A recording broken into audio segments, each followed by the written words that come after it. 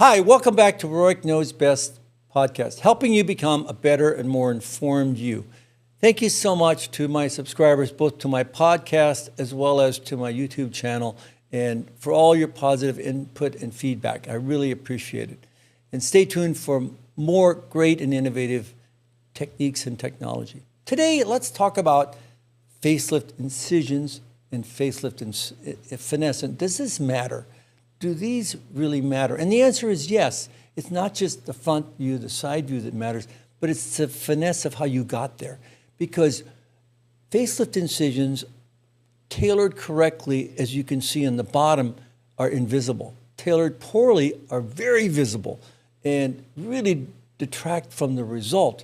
And you want that elegance in a facelift incision. You want the natural curves and the lack of pixie ear.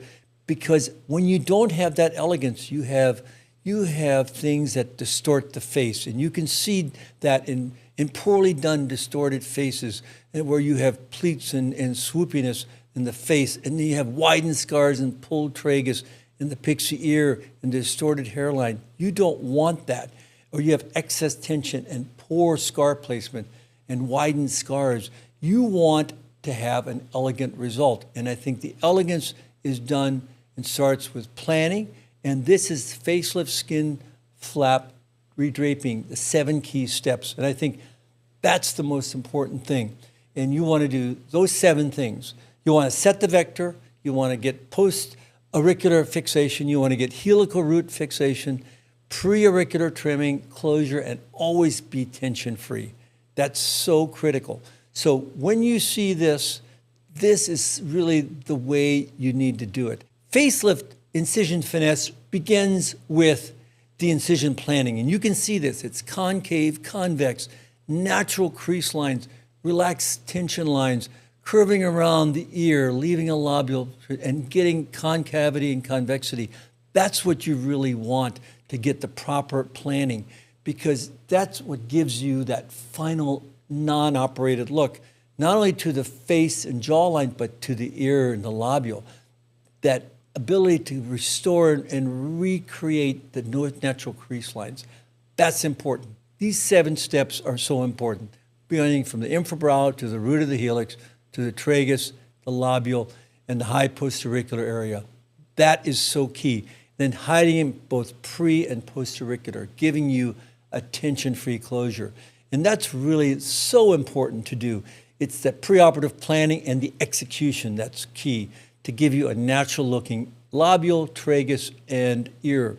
And so you can have a patient that looks not only great on the front view, but the side view as well, restoring the ear lobule, keeping the natural creases intact, that respects the natural curves that you see in these patients, and preserve the tragal shape so it's soft and it's actually imperceptible, so you can see the ear really flow nicely in with the neck and the face.